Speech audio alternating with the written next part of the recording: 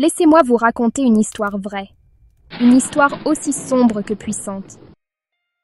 Il était une fois une jeune fille nommée Kamina. Elle possédait tout ce que l'on pouvait admirer, la beauté, l'intelligence et un cœur rempli de lumière.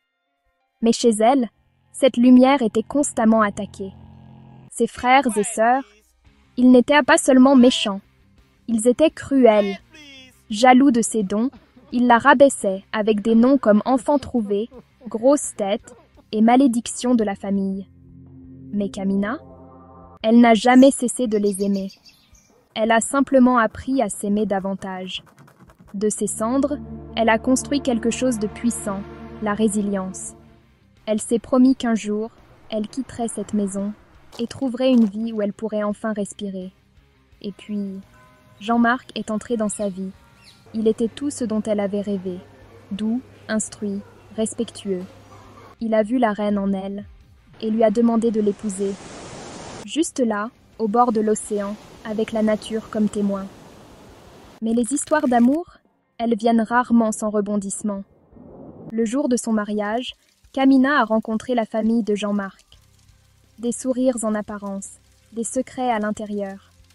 Les gens chuchotaient à leur sujet, à propos de malédictions, de rituels, de ténèbres. Au début, Kamina n'y a prêté aucune attention.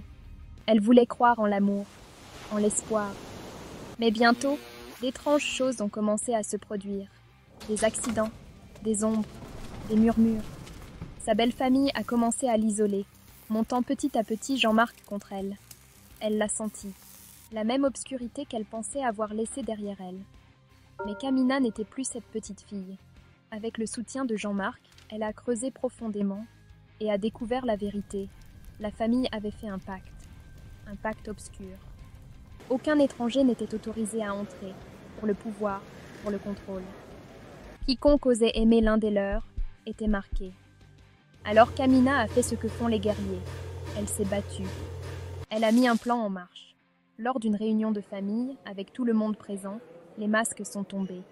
Les insultes ont fusé, la vérité a éclaté, et tout le village a regardé la famille respectée dévoiler ses propres cœurs maléfiques. Personne n'a osé les toucher, mais tout le monde est parti.